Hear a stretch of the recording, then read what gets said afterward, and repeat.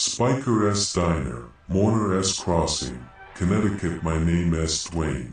I've been running the kitchen and the graveyard shift at Spiker S. for 12 years now. John Spiker owns the place. I run the 11 to 7, keep the grill hot, keep the coffee moving, and make sure the things that come in after midnight get treated with the right kind of respect. The diner sits just off Route 17, right where the old railroad crossing used to be. They paved over the tracks a long time ago, but on foggy nights you can still hear the low rumble of wheels that aren't really there. Mourner S. Crossing holds on to things. Most locals want to touch the 11 to the 7. They say it's too quiet. I know better. Sam came after Paula quit. He was tall, 26, new in town, moved up from somewhere normal. He smiled too easily for the graveyard shift, and I noticed it before I meant to. On his first night, he kept wiping the same stretch of counter and glancing at the windows every few minutes. Sam hummed when he was nervous, nothing recognizable, just 3 notes under his breath while he wiped counters or counted change. By the end of his first week, I knew the tune well enough to miss it when he stopped. I told him the glass looks back after 1 in the morning, and he laughed because he thought I was joking. At Spiker S, everybody thinks the rules sound funny until they break one. At 3:33 one night, I killed the neon open sign for 60 seconds like I always do. Witching hour doesn't run on church time in Mourner S. Crossing. Around here, 3:33 is when the worst things start looking for somewhere open, so we stop telling them we are. The red light died, and the windows turned black. For a minute, the room lost air. Even the grill stopped popping. Sam looked up from the coffee station and said my name, but I put one finger to my mouth and watched the second hand on the clock. Outside, something moved through the fog. I don't mean something walked past. People walk past. Animals move. Cars roll by with their headlights smeared white in the mist. This was different. The fog thinned around a shape too tall for the sidewalk and too narrow for a body. It stopped in front of the door, close enough that the handle gave a soft click. Sam took 1 step toward it. I grabbed his wrist and held on until the clock gave me 60 seconds. When I flipped the sign back on, the buzz came back wrong, and a trucker in booth 4 looked up from his eggs and asked, calm as hell, you smell blood? We didn't eat. Sam touched his nose anyway. The trucker paid quick, left most of his food, and got out of there. Smart man. I told Sam the first rule in full after that. At 3:33, the sign goes off. Nobody speaks. Nobody answers the door. Nobody touches the glass. If something knocks, we let it knock until it gets embarrassed or hungry enough to go somewhere else. He asked what happens if we leave the sign on. I told him Paula used to have his job. That shut him up for almost an hour. Table 7 stays reserved. I keep an old card on it, handwritten in black marker. Reserved. No date, no name. Tourists ask about it sometimes, usually around dinner, when the place is bright and the worst thing in the room is somebody's child screaming over French fries. I tell them it's for an old regular, which is true enough. One morning, around 1:15, an old woman in a long black coat came in with the fog. She smelled like river mud and old flowers, and the bell over the door didn't ring when she entered. She headed straight for table 7. Booth 4's warmer, I called out.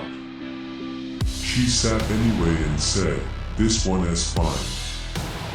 Sam looked at me. I shook my head once, but he was new and eager and still thought customer service mattered more than instinct. She ordered the usual, pancakes and black coffee. We didn't have a usual for her, but I made the pancakes, poured the coffee, and told Sam to set everything down without touching the table. He did fine until she asked for extra syrup. When he reached across the table to place the little glass pitcher near her plate, his elbow passed through the space across from her. The old woman stopped smiling. Her eyes went wet and mean all at once. "You watch yourself," she said. "He is sitting there." Sam went pale and stepped back. For 20 minutes, the old woman talked to the empty chair like someone was sitting there with his hands in his lap. "You never could sit still, could you?" she said softly. "Always running off to that damn crossing." She gave a dry laugh and patted the air. "Look at you now."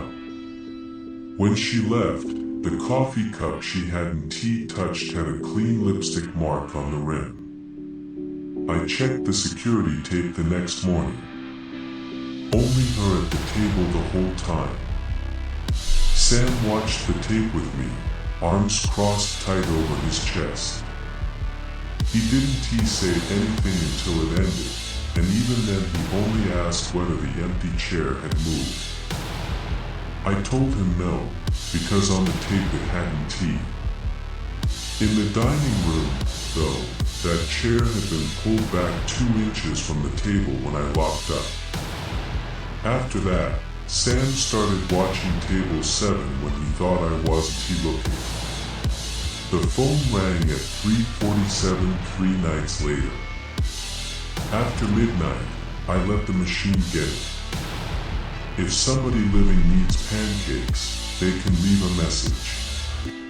Sam picked up anyway. A little girl's voice came through, clear and sweet. "Is my daddy still there?" Sam hesitated, then said, "Honey, it's pretty late. We're not really serving anybody right now." The line crackled. I was already crossing the kitchen when the girl said, "He is sitting right behind you."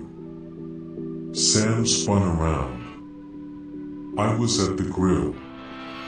The counter stool behind him was empty. The girl whispered, "Tell him I'm coming soon," and hung up. Sam dropped the phone, and blood poured from his nose all over his shirt. I got him into the office, tilted his head forward, and pressed a towel into his hands. He kept apologizing for the blood like the shirt was the problem. I told him if he apologized again, I'd put him on dish duty until sunrise. He almost smiled at that. Almost. After that, every time the phone made a noise, his hands shook. That was when I gave him the next rule. After midnight, the phone belongs to whoever is brave enough to leave a message. We don't answer live calls. We don't call numbers back. We don't listen to the old messages after 2 a.m., especially the ones from people asking whether the road is safe. A little after 2 a.m. during a slow shift, Sheriff Walter Doyle and his husband Mark stopped in. Walter ordered a steak rare and eggs over easy. Mark ordered coffee. They took their usual booth, back to the wall, eyes on the door. Walter gave me a nod that said he knew what kind of night it was, checked table 7 without turning his head, and looked Sam over for half a second. "How long you been hearing the railroad?" Sam's face changed. "I haven't good," Walter said. "Keep lying to yourself until sunrise. Sometimes it helps." Mark didn't smile. He turned his coffee mug one slow inch by the handle and looked toward the windows.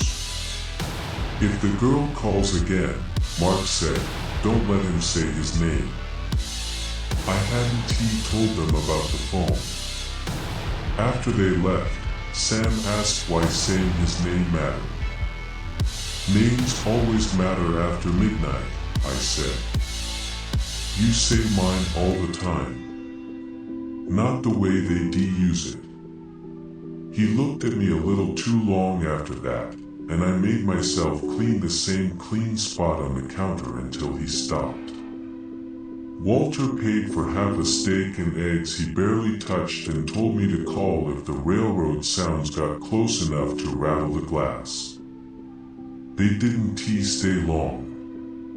Even the sheriff knows better than to hang around Spiker too late. There's a rule about the walk-in freezer, too. Most people think the men's room mirror is the bad spot, but the walk-in is worse because it sounds like work.